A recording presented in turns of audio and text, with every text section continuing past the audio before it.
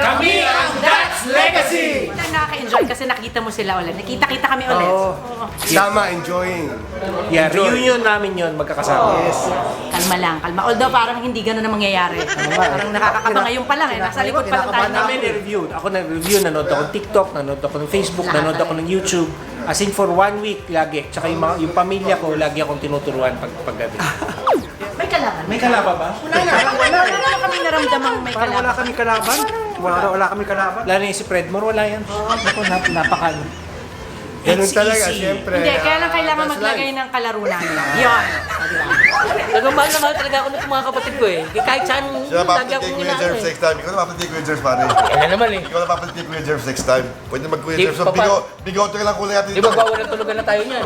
Ni-invite po namin kayo manood ng Family Feud Mondays to Fridays bago mag 24 oras.